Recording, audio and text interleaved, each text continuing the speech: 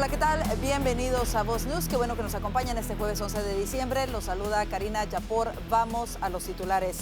María Corina Machado da su primera rueda de prensa luego de escapar de Venezuela. Un exagente de la CIA nos explica cómo pudo haber sido esa arriesgada operación. Y el desembarco de Estados Unidos en un petrolero venezolano sancionado envía un mensaje claro a los enemigos del país. Además, tras enfrentar cargos penales, una juez ordena liberar al salvadoreño indocumentado Ábrego García. Los detalles de esto y más en Voz News, que comienza ahora.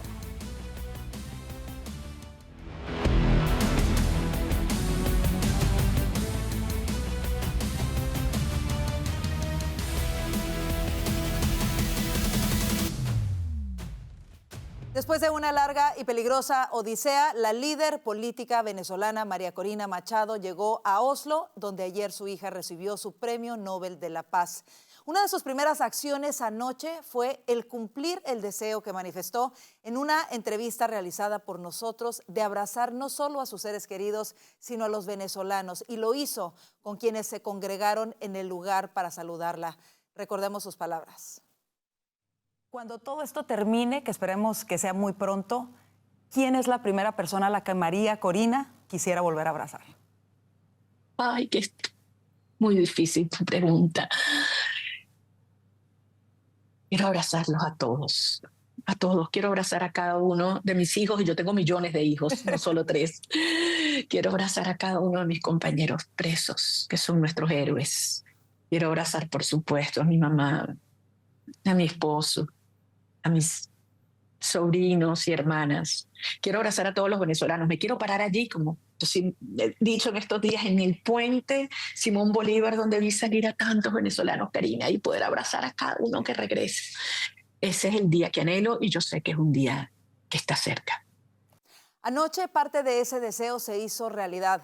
Vamos hasta Oslo con nuestro compañero Orlando Avendaño, quien nos tiene los pormenores de ese emotivo momento. Orlando. Gracias, Karina. Y finalmente lo logró. María Corina Machado pudo hacer eso que en ese momento prometió cuando habló contigo, y es abrazar a su familia cuando se reencontrara. Lo hizo, y lo hizo luego de una travesía de la que aún no se saben detalles, de la que se ha conocido algo, pero que fue muy dura, muy, muy dura. La información que hay es que fue severa, le afectó mucho, el mar estaba picado, sabemos que salió en bote, pero bueno, todavía por razones de seguridad no se conoce toda la información. Y pese a estar probablemente más de 4 días sin dormir, luego de la emoción, la ansiedad y luego de esa travesía durísima, este jueves se paró muy temprano a dar una rueda de prensa de una manera lúcida, clara, magistral, además abordando temas que son fundamentales. Lo primero que dijo es que Estados Unidos la apoyó para su salida del país. Tenemos el video. Certainly the regime would have done everything to prevent me from coming. They did not know where I was in hiding in Venezuela, so it was hard for them to stop me. It was rude, nonetheless. And yes, we did get support from the United States government to get here. María Corina Machado también se refirió a que ella no sale de gira, no sale a visitar países, a pasear. Ella sale con la determinación de volver, pero vino a Oslo a buscar el Premio Nobel de la Paz y devolvérselo a los venezolanos. Y mi deber era venir a recoger este premio para llevarlo de vuelta a los venezolanos. Y pronto estaré de vuelta en Venezuela, y sé que muy pronto ustedes también. No sabemos qué viene.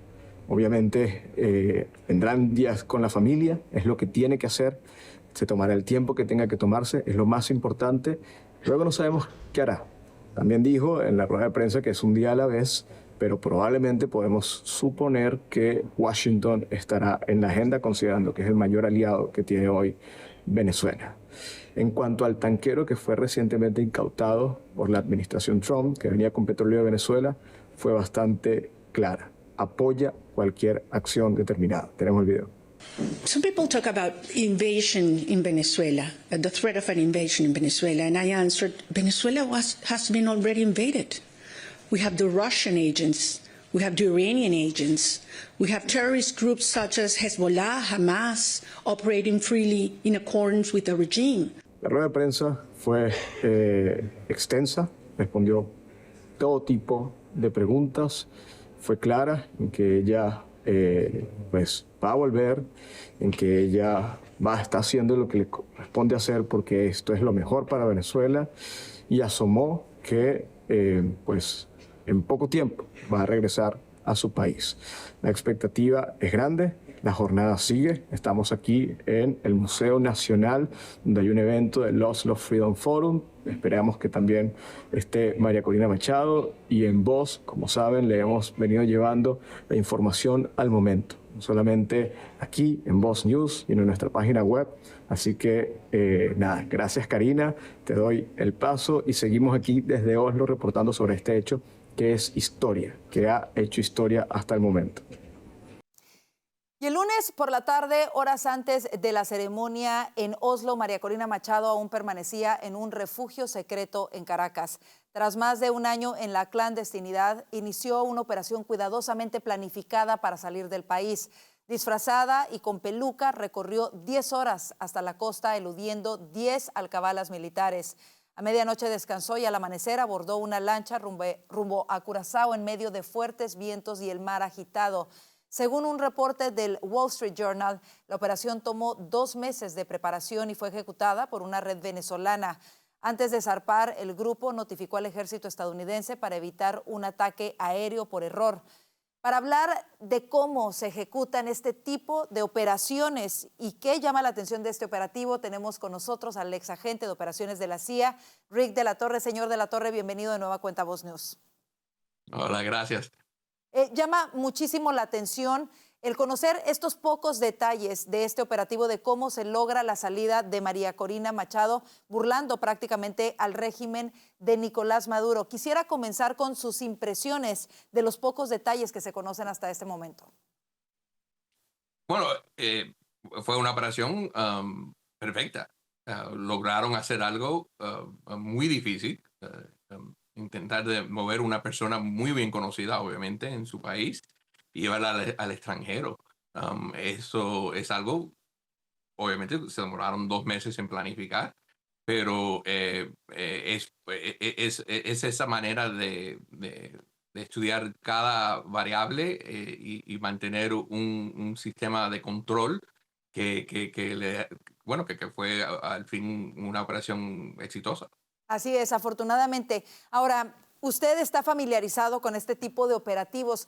¿Cómo se planifica, cómo se lleva a cabo y cómo se evalúan los riesgos de una operación tan delicada como esta? Bueno, cuando se habla de alguien tan visible y tan perseguido, el análisis del riesgo empieza por lo más básico. Es entender cómo opera el régimen. Hay que estudiar sus equipos, hay que estudiar cómo ellos van a reaccionar cuando creen que tienen una pista y qué tipo de presión usan contra la gente en Venezuela. Luego se revisa todo lo que puede delatar a la persona, sus rutas habituales, personas que la podrían comprometer, lugares que ya están bajo de vigilancia o donde posiblemente el régimen tiene informantes. Con esa información se diseña un plan para reducir su exposición y eso significa romper las rutinas, evitar movimientos conocidos, cambiar de lugares de descanso y limitar a lo máximo las comunicaciones. También se evalúa el estado emocional y físico de la persona porque el estrés y el cansancio, pueden llevar a errores. En este tipo de casos, Claro. la visión es mantenerla siempre en paso adelante y que el régimen nunca pueda fijar una posición exacta. Claro. Es un trabajo continuo. En este caso a mí me llama muchísimo la atención que se habla de que tuvieron que conducir por 10 horas. Es un tramo muy largo. Yo no me puedo imaginar lo difícil que fue esto para María Corina Machado vivirlo y por supuesto para quienes estaban transportándola. ¿Qué papel cree que jugó Estados Unidos en esta operación? Si hay algo más que usted sepa que no se ha conocido hasta este momento o que aunque no se haya dicho, en base a su experiencia, cree que se haya llevado a cabo alguna manera en que, no sé, las fuerzas estadounidenses hayan actuado para llevarlo a cabo, para que fuese exitoso? ¿Qué nos puede decir de esto? Bueno, yo de ese tema no tengo ninguna información actualizada, pero es posible, es posible. Sí sé que notificaron a las fuerzas estadounidenses a comentarles que han salido, que tienen a la señorita Machado y que están en camino para evitar algún error con las fuerzas marítimas de los Estados Unidos. Es posible, pero hay varios equipos privados que se dedican a hacer este tipo de trabajo también. Y en este caso se menciona que fue un equipo privado al interior de Venezuela quien llevó parte de esta operación o la mayor parte de la operación. Quisiera preguntarle también, hemos escuchado declaraciones de María Corina Machado. Ella dice que va a regresar a Venezuela. No está claro si podría hacerlo una vez que caiga Maduro o incluso antes. Ella dijo que muy pronto quiere regresar a Venezuela. ¿Qué retos podría enfrentarse el realizar otra misión para lograr su retorno a suelo venezolano? Bueno, el retorno es mucho más difícil, especialmente ahora que el gobierno venezolano está en alerta y sabe que Machado no está en estos momentos en el país. Ya eso es otro tema muy, muy complicado, pero también tienen sus varios pasos, como hicieron para sacarla del país. Es algo similar a entrarla al país. Hay que coordinar las rutas, hay que considerar el clima, hay que considerar qué puntos uno puede llegar y entonces también coordinar todo eso desde adentro y desde afuera. Es muy peligroso y siempre hay un riesgo de fracaso. Por supuesto, es preocupante. Aún no se ha determinado si ella piensa regresar mientras siga Maduro ahí o no, pero no cerró la puerta a ello y llamaría muchísimo la atención cómo podría lograrse. Señor de la Torre, queremos agradecerle muchísimo el haber estado con nosotros para hablar de este importante tema. Muchísimas gracias. Y siguiendo con este tema, Estados Unidos anunció nuevas sanciones contra el régimen de Nicolás Maduro. El Departamento del Tesoro designó a 3 sobrinos de Cilia Flores por retomar el negocio del narcotráfico, a un empresario aliado al régimen y a 6 navieras que transportan petróleo venezolano utilizando prácticas engañosas. Mientras tanto, el presidente Trump sigue poniendo presión en su lucha contra el narcotráfico en la región. Veamos lo que le respondió el primer mandatario a Juan Esteban Silva, nuestro corresponsal en Washington, D.C. Karina, televidentes de Voz News, ¿qué tal? Es un gusto saludarlos desde la Casa Blanca. Mucha atención porque el Departamento del Tesoro está anunciando nuevas sanciones, esta vez contra los denominados narcosobrinos. Efraín Antonio Campo Flores, Frankie Francisco Flores de Freitas, sobrinos de Cilia Flores, la esposa de Maduro. Los 2 condenados por narcotráfico en 2016, liberados en 2022 por un acuerdo y según el Tesoro retomaron sus actividades ilícitas, una acción que incluye a un empresario aliado del régimen y 6 compañías navieras que han estado moviendo petróleo venezolano utilizando prácticas engañosas. A propósito de Venezuela, tuve la oportunidad, ayer les cuento, de preguntarle aquí en la Casa Blanca, en el Roosevelt Room, al presidente Trump qué pasaría si al regreso a Venezuela María Corina Machado es arrestada por orden del régimen. Esto es lo que nos dijo. She was very gracious. She said I should have gotten the Nobel Prize, and I don't, I'm doing this to save lives. I'm not doing it for any other reason. But no, I don't like if she would be arrested. I wouldn't be happy with that. A propósito de Venezuela, quiero contarles que una de las nuevas medidas es la incautación de un buque petrolero. Miren ustedes las imágenes, que transportaba crudo venezolano bajo sanciones. Washington lo presenta como parte del esfuerzo para cortar las rutas financieras que sostienen al régimen y Caracas lo ha llamado piratería. Pero el gobierno estadounidense dice que vendrán seguramente más acciones. Y sobre este tema, la portavoz de la Casa Blanca, Caroline Leavitt.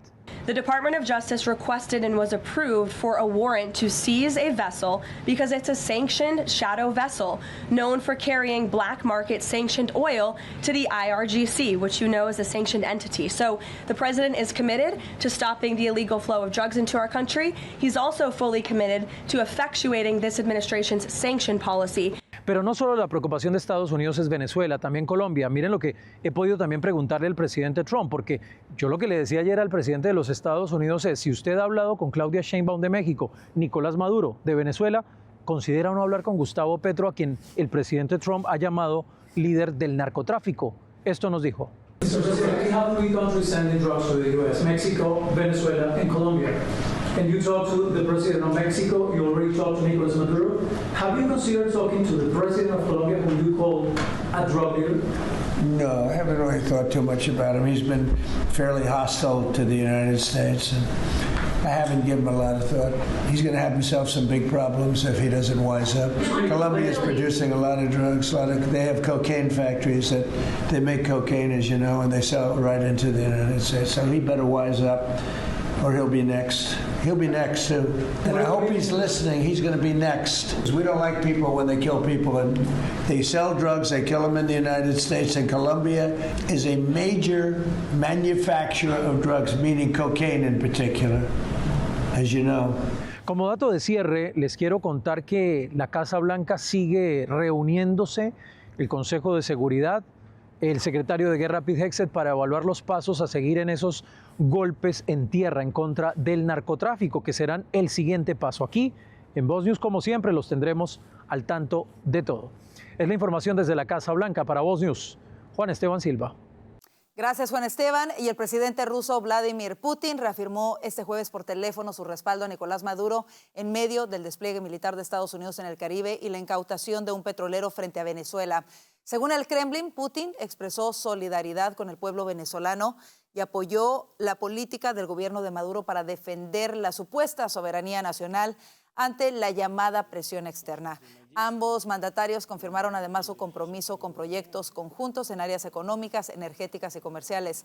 Maduro, aliado cercano de Moscú, ya había anunciado en mayo un tratado de cooperación que refuerza la relación entre Rusia y Venezuela.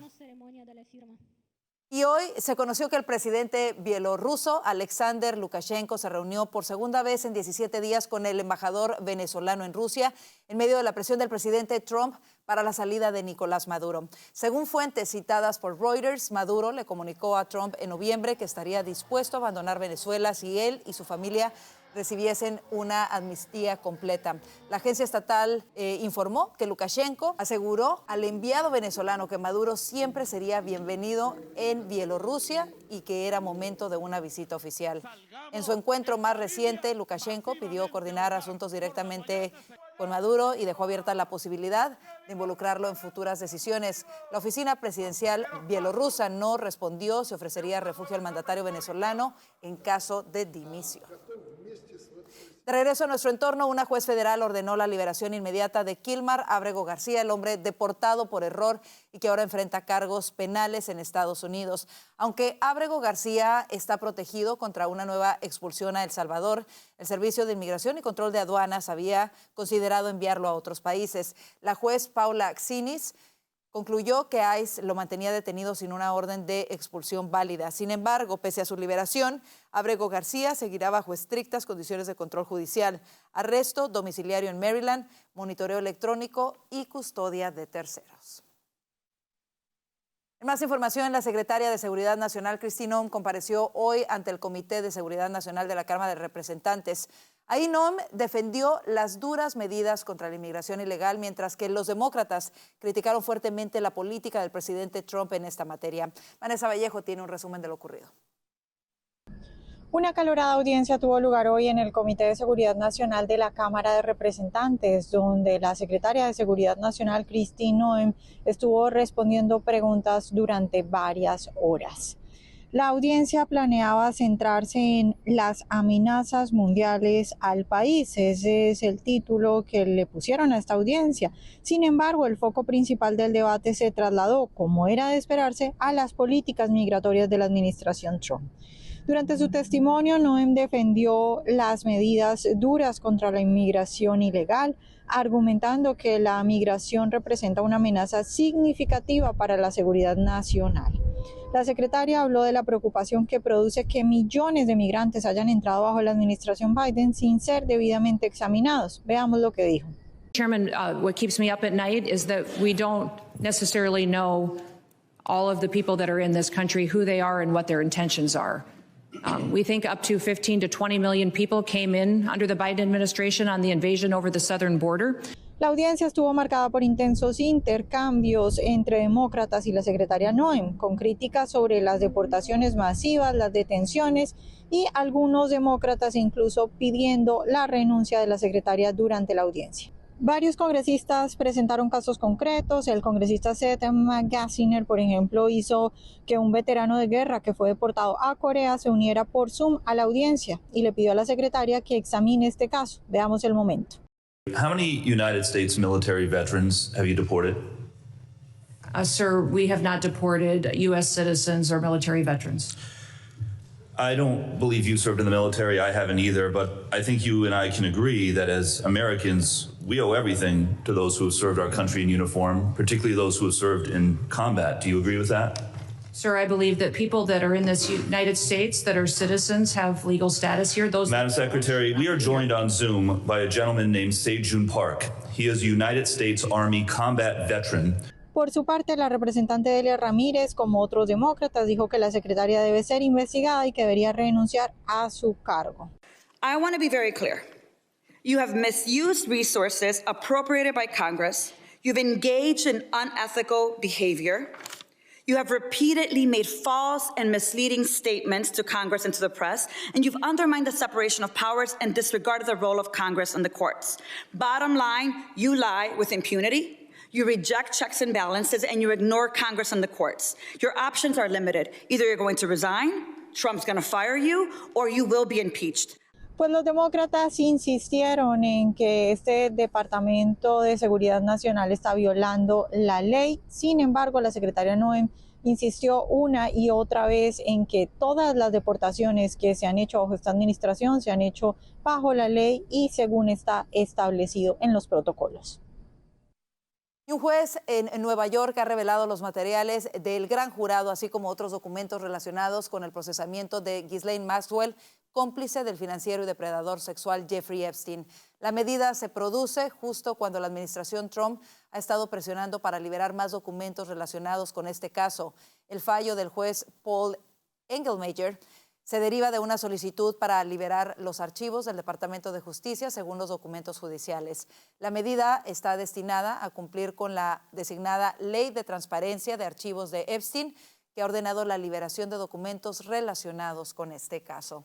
Así nos vamos a la pausa comercial. La presidenta de México, Claudia Sheinbaum, descarta de nueva cuenta cualquier tipo de intervención militar de Estados Unidos en su lucha contra el narcotráfico. Los detalles de esto y más al regresar aquí a Voz News. Llevar a tu familia al médico no debería costar tanto. Con Voz Salud, toda tu familia recibe atención ilimitada, virtual o presencial, y más de 400 medicamentos genéricos totalmente gratis. Desde un simple resfriado hasta el manejo de enfermedades crónicas, todo está cubierto, desde solo $1 al día. Visita salud.voz.us y protege la salud de tu familia hoy mismo.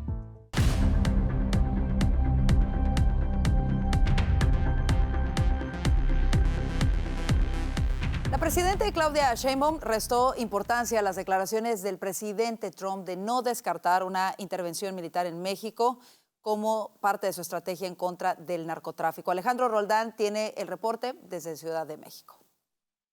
Así es, Karina, y es un gusto saludarte. Y todo indica que son 3 países los que para el presidente de los Estados Unidos, Donald Trump, mandan más drogas a su país, que sería Venezuela, Colombia y México. De este último, dijo que para frenar el flujo del fentanilo no descarta lanzar ataques en territorio mexicano, pero para el gobierno de este país son solo palabras que seguramente no se convertirán en realidad.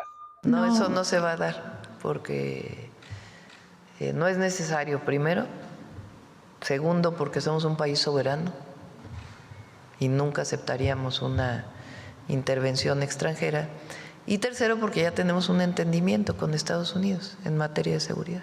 La mandataria mexicana ha destacado el entendimiento entre ambas naciones, pero ha criticado a quienes en México piden acciones militares de los Estados Unidos al tener una visión muy poco patriota. No necesitamos contestar a cada declaración del presidente Trump. Él tiene su pensamiento, muchas cosas no estamos de acuerdo, pero siempre buscamos la mejor relación entre México y Estados Unidos y hasta ahora ha sido muy respetuoso. Mira, también te comento que de acuerdo con el Laboratorio de las Desigualdades Mundiales basado en la Escuela de Economía de París, este informe señala que México sigue entre los países más desiguales. La desigualdad sigue aumentando, a pesar de que ha habido ganancias y ha habido disminuciones en la desigualdad, esta sigue aumentando, y sobre todo la desigualdad de riqueza, del valor de los activos que uno posee. Y es que a diferencia de Brasil y Colombia, México ha disminuido esta desigualdad por el aumento al salario mínimo y los programas sociales a los que se le tiene destinado tan solo para el próximo año un aproximado de $55 millones para pensiones de adultos mayores, becas escolares y personas con discapacidad. Esta es la información desde la Ciudad de México para Voz News, Alejandro Rolten. Y el gobierno de Estados Unidos anunció hoy una recompensa de hasta $5 millones por información que conduzca al arresto de uno de los líderes de la banda criminal ecuatoriana Los Choneros, Francisco Manuel Bermúdez Cagua. Bermúdez Cagua, alias Churrón, es acusado por el juzgado del Distrito Este de Nueva York de conspiración para importar y distribuir cocaína y posesión de armas para promover el narcotráfico.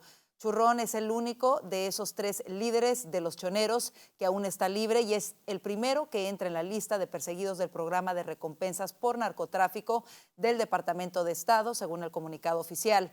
El secretario de Estado, Marco Rubio, designó a los Choneros como una organización terrorista internacional el pasado mes de septiembre. Y la Guardia Nacional de Venezuela es responsable de graves violaciones y crímenes contra la humanidad desde hace más de 10 años, así lo afirmó este jueves una misión de Naciones Unidas en su último informe.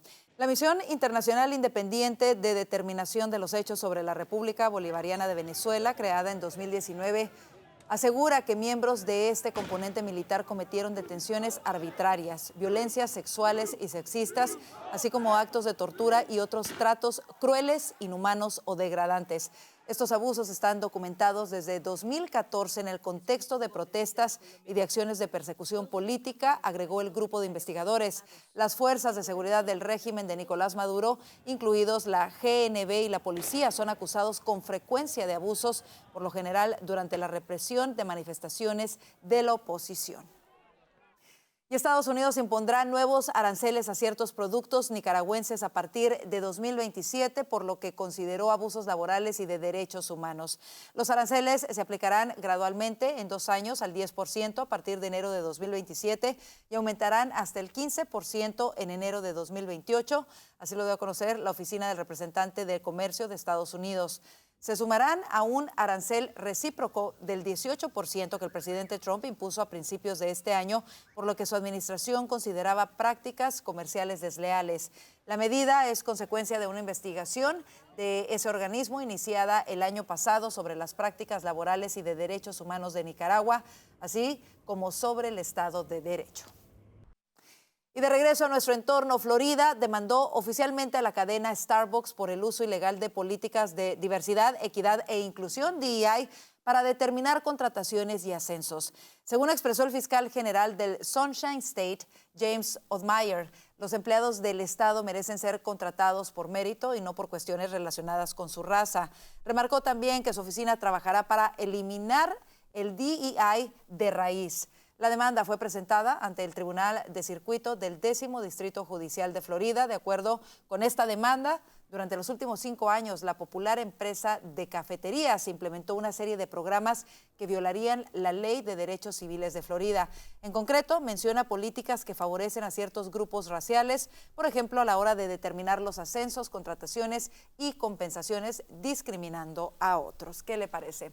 Así nos vamos a la pausa comercial. Quédese con nosotros, ya viene el panel de Voz News. Si vives con diabetes tipo 2, lo último que necesitas es otra factura costosa.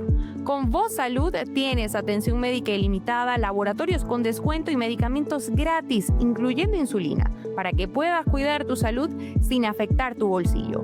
Todo desde solo $1 al día. Visita salud.voz.us y toma el control de tu salud.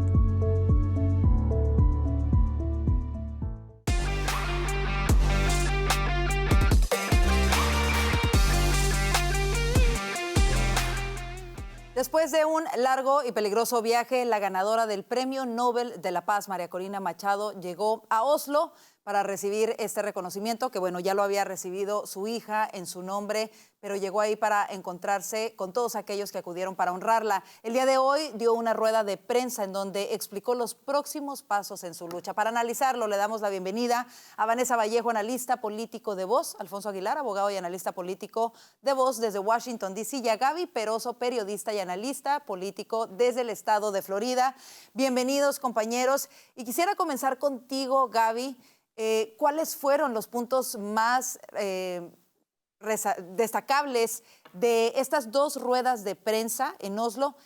¿Y cómo te impactó a ti como venezolana todo lo que ocurrió ayer en Noruega? Bueno, yo creo que los venezolanos estamos cargados de emotividad. Es muy fuerte que por fin, aunque ya ha pasado en otras ocasiones, describan también la cruda realidad de los venezolanos, la brutalidad y ese rostro criminal de Nicolás Maduro, y que se haga en una instancia como el Premio Nobel de la Paz. Creo que fue impecable el discurso que tuvo justamente el presidente de la Comisión del Nobel, hablando justamente de casos específicos en donde hablas de menores de edad, donde hablas de abusos sexuales, de torturas, de desapariciones forzosas. Y adicionalmente la rueda de prensa de María Corina Machado, también muy reveladora. A pesar de que ella no pudo dar mayores detalles de su salida de Venezuela, se ve que en definitiva tuvo el apoyo, y así lo confirmaba ella, del gobierno americano. Formaría entonces parte de una estrategia que adicionalmente pasa ahora a otra etapa de lucha. Ella no descartaba una agenda apretada en materia internacional. Yo creo que es perentorio que ella pida, o que la propia Casa Blanca emita una invitación para que ella entonces pueda acudir a la Casa Blanca, y sería interesante para el presidente Donald Trump porque, bueno, ella le dedicó el Premio Nobel de la Paz a él, y adicionalmente el presidente Donald Trump está tratando entonces de provocar ese cambio de régimen. Y adicionalmente me llama la atención, yo estoy segura que María Corina Machado no tiene pasaporte, y de alguna manera deja de ser ciudadana venezolana para ser ciudadana del mundo. De alguna manera ahora las naciones que la reciben, que no tiene cómo identificarse, lo hacen simplemente porque ella subió de nivel y ahora representa justamente esa libertad y esa democracia, no solo para los venezolanos, sino para todas las dictadoras del mundo. Claro, ha sido sumamente emotivo todo lo que hemos visto en las últimas horas, como lo dices, Gaby, no solamente para los venezolanos, sino para todos nosotros que hemos sido testigos de esto, de esta lucha, del sufrimiento de millones de venezolanos que tuvieron que abandonar su país por estas circunstancias. Ahora, mencionaste algo muy clave, el hecho de que María Corina confirmara que Estados Unidos fue parte determinante en su escape de Venezuela. Esta administración demuestra una vez más que está determinada a ayudar al pueblo de Venezuela, pese a la oposición de los demócratas y algunos republicanos. Alfonso, ¿cómo lo ves? Sí, ciertamente eso es lo que resalté de la conferencia de prensa, como decía Gaby, un reconocimiento del liderazgo de la administración Trump, no solo en ayudarla a salir del país, pero reconociendo la importancia de la política de máxima presión del presidente Trump, que esa es la razón por la cual estamos donde estamos ahora. Una posibilidad de que logremos la libertad se debe a las políticas del presidente Trump. Ella dijo que son políticas que hacen más fácil para Maduro salir del país y mucho más difícil quedarse en el país, y que eso es clave. Entonces me pareció eso muy importante. Ella no quiso dar muchos más detalles de su salida para, como ella dijo, proteger a las personas que colaboraron en ella. Pero nada, o sea, creo que la conferencia de prensa fue muy interesante. Ella dijo que Estados Unidos, además, cuando le preguntaron sobre el despliegue militar en el Caribe, ella dijo que un país tiene el derecho a defenderse. O sea, reconociendo que Venezuela se ha convertido en un agresor hacia Estados Unidos, exportando tanta droga. Y también ella dijo que, mira, que Venezuela ya está invadida. Hay rusos, está Hamas, está Hezbollah, está Irán, están los narcotráficos, están las tropas de los guerrilleros colombianos. O sea que Venezuela ya está invadida. O sea que fue muy efectiva, muy prudente en sus respuestas, pero como digo, un reconocimiento del liderazgo del presidente Trump en llegar a este momento donde la libertad y el regreso a la democracia están cerca. Uno de los puntos que María Corina tocó también y que muchos se preguntaban y tienen dudas al respecto de cómo podría suceder, de cuándo podría suceder, es que ella aseguró que va a regresar a Venezuela.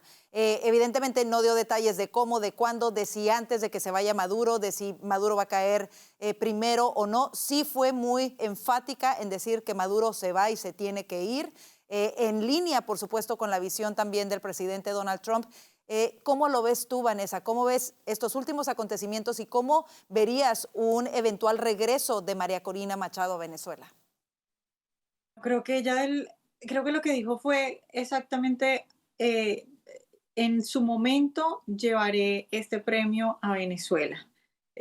Cuando uno dice eso, yo creo que ella ha entendido que sí, que va a volver, obviamente va a volver, pero va a volver cuando saquen a Maduro. Esa es mi lectura de todo lo que le escuché decir a ella. Y creo que es lo correcto. A mí me preocupa mucho, me preocupaba mucho que María Corina estuviera dentro de Venezuela con las amenazas de todo un régimen que obviamente sabía dónde estaba, y que pudiera hacer algo, porque si aquí digamos que le pasa algo a ella, ¿en qué queda este proyecto? No es que no haya personas valiosas alrededor de ella, pero sería una catástrofe que algo le pasara a ella. Entonces, siendo ella uno de los elementos más valiosos, si no es que el más valioso, en este proceso de cambio de régimen, pues es al que más hay que proteger, y creo que es importante protegerla estando afuera, y creo que es muy valioso que ella diga, sí voy a volver, Maduro sí va a salir, pero yo creo que por lo menos no ahora sería el momento. Pero aunque... Perdón que te interrumpa, Vanessa, pero aunque no llegó a decir ella que si la salida fue difícil, el regresar sería más difícil, pero que ella está dispuesta a hacer ese sacrificio. Yo entiendo que hizo unas declaraciones en ese sentido, como diciendo, mira, sé que si regreso puedo ser arrestada, pero lo voy a hacer, ¿no? ¿Qué piensas tú, Gaby, de eso? Y ella incluso decía que ella iba a regresar a Venezuela pronto, e incluso particularmente le hacían la pregunta, pero tu regreso depende si Maduro sale o no, y dijo, independientemente de que Nicolás Maduro salga o no, mi compromiso es retornar a Venezuela, estar dentro de Venezuela, más allá incluso del Premio Nobel de la Paz, pero sí decía que se iba a dar un tiempo con su familia, también para atender esa cantidad de invitaciones y de la agenda que se puede estar por venir. Hay muchos que aseguran que mínimo hace una gira por Europa, aprovechando que ya está allá. Yo creo que ella está comprometida con eso, y además que hay una lectura particular que hacen los venezolanos. Como ha ocurrido que otros líderes salen del país y terminan perdiendo la fortaleza que tienen, hay como una lección aprendida o como un mal sentimiento por parte de los venezolanos cuando esto ocurre. Cuando Juan Guaidó dejó Venezuela por todas las presiones que estaban, su liderazgo se desinfló. Cuando Leopoldo López finalmente salió de la reclusión y se fue al exilio, también de alguna manera se desinfló, y hubo mucha desilusión por parte de los venezolanos cuando Edmundo González también salió de Venezuela. Entonces también hay una lectura emocional interna de que ella tiene que permanecer aquí resistiendo con nosotros. Eso tiene un valor fundamental para los venezolanos. Por supuesto, y parece que ella lo tiene sumamente claro, por eso lo mencionó de esta manera. Vámonos rápidamente al segundo aspecto de este tema de Venezuela, y es que ayer comentábamos en el noticiero la incautación del mayor cargamento de petróleo frente a las costas de Venezuela. Este hecho se da en el marco de este despliegue militar en el Caribe. Alfonso, ¿qué mensaje envía la incautación de este barco, el más grande, como lo anunciaba el presidente Trump, frente a Venezuela, sobre la determinación de nueva cuenta de frenar incluso el comercio ilegal de crudo vinculado a los regímenes hostiles como el de Venezuela e Irán? Sí, que el régimen de Venezuela está perdiendo todo control, ¿no? O sea, incluso de su comercio. Me da gracia que cuando le preguntaron al presidente Trump qué iba a pasar con ese petróleo, dijo, pues, me imagino que nos quedamos con él. Pero yo creo que, o sea, es un golpe duro, es más presión para Maduro, pero como decía la propia Corina, o sea, es crear la circunstancia donde es demasiado duro quedarte en el país, es mucho más fácil salir, ¿no?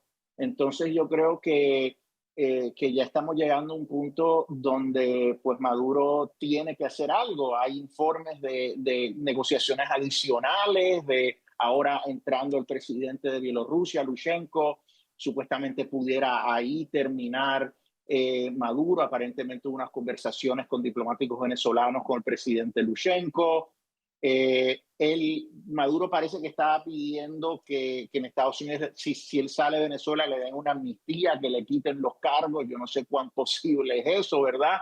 Hay otros reportes que dicen que le está pidiendo una cantidad muy grande de dinero para salir, lo que para mí es inconcebible. Pero yo creo que el hombre sabe que no puede hacer mucho, y por mucho que baile, yo creo que está considerando salir del país como su única alternativa. También se da a conocer una comunicación con el presidente de Rusia, Vladimir Putin, quien le ofreció su apoyo a Maduro y a lo que él considera el pueblo de Venezuela. Vanessa, ¿cómo lo ves? Es que no sé, tal vez sea bueno que Maduro se vaya para Rusia, no sé, ya que lo están apoyando tanto. Lo que no quisiera yo es que se fuera para Colombia, porque Gustavo Petro, el gobierno, la canciller de Gustavo Petro dijo que si Maduro quisiera pedir asilo en Colombia seguramente lo considerarían. Entonces yo prefiero que se vaya para Rusia, ¿no? Y sobre eso, Vanessa, tú que eres colombiana y ya que lo mencionas, escuchábamos a Maduro ayer diciendo que quería que se unieran de nueva cuenta los dos pueblos hermanos, Colombia y Venezuela. ¿Crees que esto es una estrategia de alguna manera para tratar de disuadir las acciones militares en contra de Venezuela en este momento? Sí, Maduro y en general los chavistas siempre han querido eso, ¿no? Ese proyecto de estos países unidos.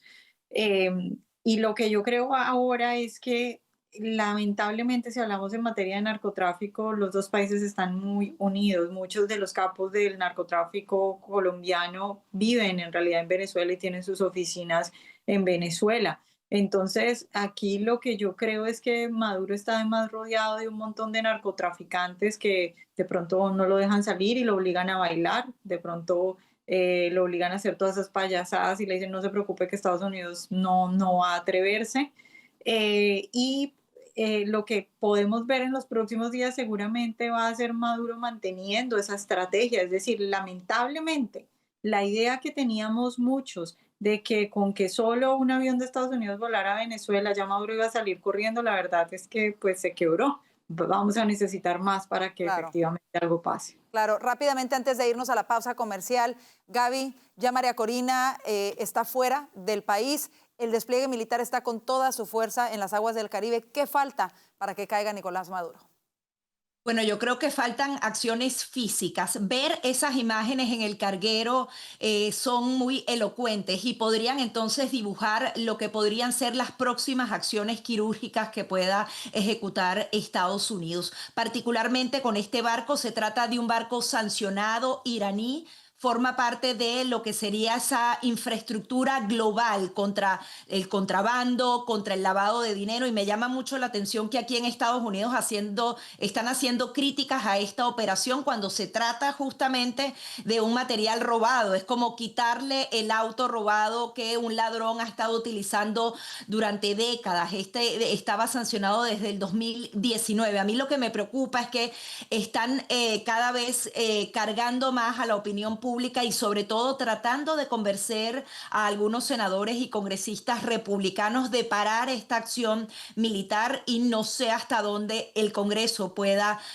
frenar las acciones del Ejecutivo. Yo creo que sí tienen que haber ya acciones dentro de Venezuela para que de verdad se pueda dar algún tipo de ruptura en el gobierno de Nicolás Maduro, porque si no se dan, yo creo que ellos se mantendrían en el poder porque tienen mucho más que perder yéndose que quedándose dentro del país. Y es algo que nadie entendemos, el por qué algunos congresistas estadounidenses se oponen a este tipo de operativos. Es increíble. Con eso nos vamos rápidamente a una pausa comercial. Quédese con nosotros. Ya volvemos con más del panel de Voz News. Cuidar tu corazón no tiene que costarte una fortuna. Con Voz Salud tienes consultas médicas ilimitadas, análisis de laboratorio con descuento y más de 400 medicamentos, incluyendo los que controlan la presión arterial y el colesterol, totalmente gratis. Todo desde solo $1 al día. Visita salud.voz.us y cuida tu corazón sin estrés.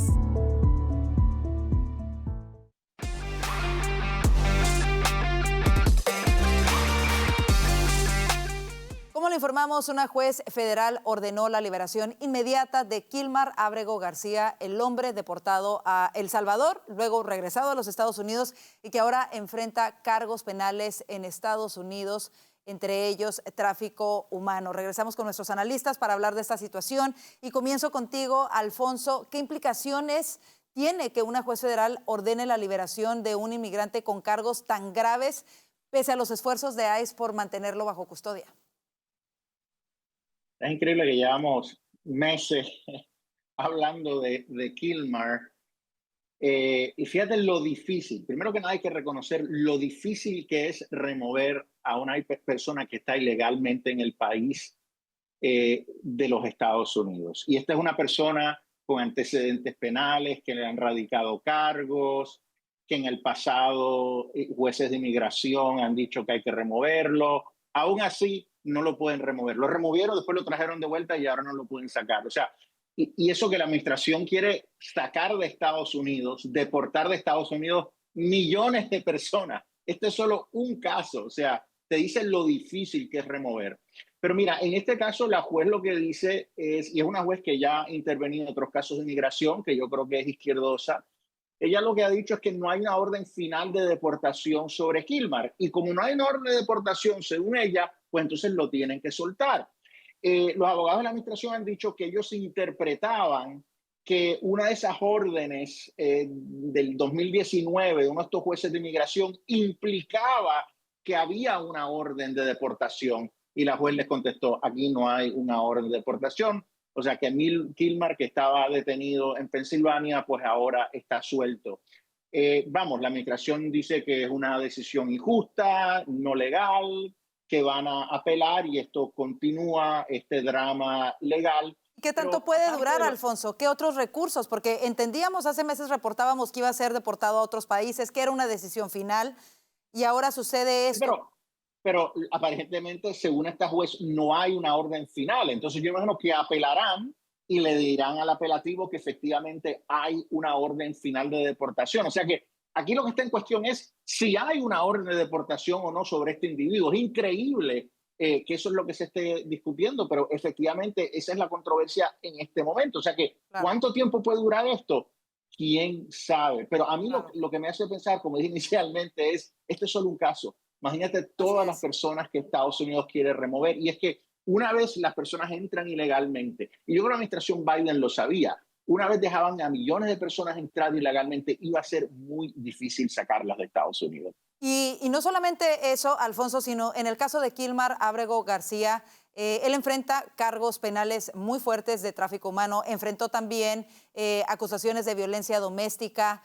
Hay evidencia fuerte en su contra, como las imágenes del video que veíamos donde lo detiene la policía en el momento en el que presuntamente estaba traficando a personas al país. Fue deportado a su país de origen, a El Salvador, y un fallo de una corte hace que lo regresen a los Estados Unidos. La pregunta es, ¿hasta qué punto decisiones judiciales como esta limitan la capacidad del gobierno federal de Estados Unidos para hacer valer la ley de inmigración? Gaby, ¿cómo lo ves? Bueno, es que es insólito que haya un grupo de personas en Estados Unidos que quiera que permanezcan personas como Kilmar Ábrego García dentro del país. Una persona que adicionalmente maltrataba a su mujer, que tenía órdenes de restricción, en donde ella ya había llamado y denunciado por violencia doméstica a este hombre, y sin hablar de esos videos y de los testimonios al margen de lo que es el juicio criminal que se le sigue, en donde pareciera que hay evidencia cierta de que él se encargaba de traficar con personas dentro de Estados Unidos, y estén tratando de buscar cualquier trampa legal para dejarlo dentro del país. Igual yo creo que esta decisión de la juez no le salva de todos los problemas que tiene dentro de Estados Unidos. Esto se trata de una detención por parte de ICE que podría ser apelada y volvería a llevarlo a prisión, y si no, Él ya tiene un juicio en curso. Él se declaró inocente en junio. Al parecer, ese tribunal dijo que, bueno, que no había riesgo para la comunidad y lo dejó libre. Y fue ICE el que ejecutó entonces esta orden de aprehensión. Y adicionalmente, la administración de Donald Trump y la propia secretaria de prensa aseguraba que iban a seguir apelando y buscando la manera de que este hombre abandone el país. Porque adicionalmente, lo que además me llama la atención es cómo los medios lo abran como el vecino de Maryland, como si fuera un buen hombre que fue deportado injustamente. Seguimos viendo esos titulares cuando realmente se trata de una persona criminal con récord, con un juicio abierto, un juicio criminal que no debería ser protegido de esta manera por los jueces. La secretaria de prensa decía, aquí hay un sesgo claro político en esta decisión. Y con nexos con pandillas también. Recordemos que el Departamento de Seguridad Nacional ha afirmado que que 2 cortes reconocieron que este sujeto tenía nexos con pandillas. La pregunta final es si debería de revisarse el marco legal que le permite a estos jueces precisamente bloquear las deportaciones, especialmente en casos en donde existen antecedentes penales tan graves. Y cerramos el tema contigo, Vanessa. Pues yo lo que creo es que aquí tenemos unos jueces que son activistas, unos jueces que quieren hacer de este caso como, digamos, el frente de lucha en sus ideas en cuanto a migración. Y lo que me parece a mí más curioso de todo es que yo estoy segura que hay casos de migrantes que son buenos, que no han cometido ningún delito, que los deportaron, y que esos casos hubieran servido más para esa gente que quiere hacer un escándalo sobre la política migratoria del presidente Trump. Pero a mí, no sé, me llama la atención, tal vez Kilmer tenía un buen contacto dentro de estas organizaciones izquierdistas que están tomando la justicia, llegó a congresistas y a senadores, y quién le está pagando todo eso. Es decir, es un tipo que ha conseguido el dinero de todas esas organizaciones, todos estos casos, todas estas peleas, todo este reporte mediático. Es una estructura izquierdista moviéndose detrás de él, pero definitivamente me llama mucho la atención que hayan escogido uno de los peores casos posibles. Quizá porque fue como el primer caso mediático donde vieron la oportunidad de tomarlo como un caso emblemático y después fueron saliendo todos estos detalles que no se conocían al principio. Recordemos que incluso congresistas estadounidenses fueron a visitarlo a la cárcel en su país natal, sin ser él un ciudadano estadounidense. Es algo incomprensible de verdad, pero bueno, quiero agradecerles muchísimo, compañeros, el haber estado con nosotros en el panel del día de hoy. Gracias, Gaby Peroso, Vanessa Vallejo y Alfonso Aguilar, y sobre todo gracias a ustedes por su sintonía. Los invitamos a seguirnos a través de nuestras redes sociales que aparecen aquí en pantalla, y muy importante, tómese un minuto, vaya a nuestro canal de YouTube, @VozMedia, y suscríbase y comparta nuestro contenido. De esta manera nos ayuda a seguir trabajando para usted. Que tenga una excelente noche y, si Dios lo permite, le esperamos mañana. Bendiciones.